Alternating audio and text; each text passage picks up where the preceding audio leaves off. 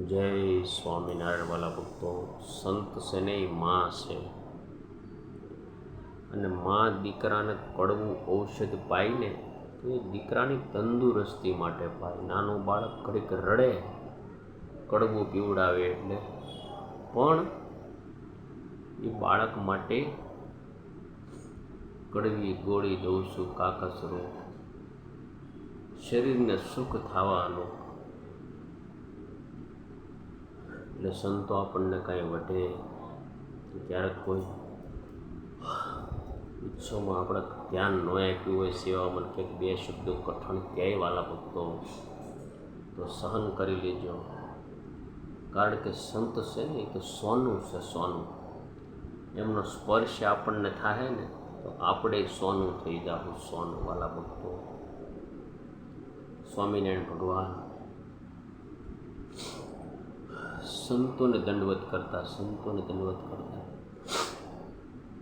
ભગવાનની આજ્ઞામાં રહીને સંતો અખંડ ભજન કરતા અને કરાવતા. સ્વામિનારાયણ ભગવાનના એક એક વચન માટે ટૂંક ટૂંક થઈ જતા એવા સંતોની વાત છે વાલા ભક્તો. સંત મહિમા તો અદ્ભુત છે, અદ્ભુત છે વાલા ભક્તો. સંતનો યોગ મળવો બહુ દુર્લભ છે, બહુ દુર્લભ છે વાલા ભક્તો.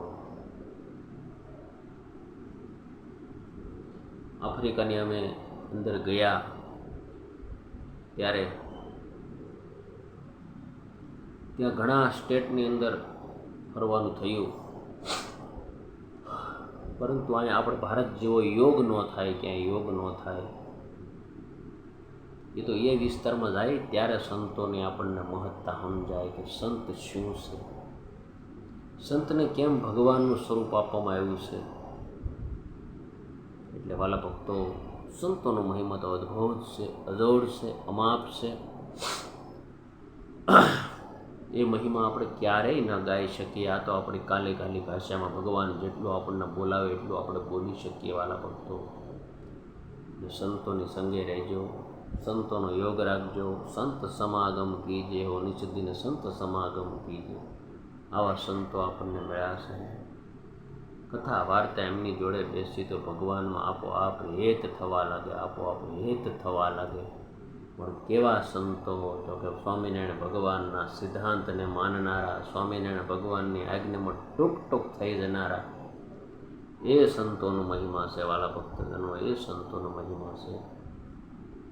એટલે સંત પરમ હિતકારી જગતમાં, સંત પરમ હિતકારી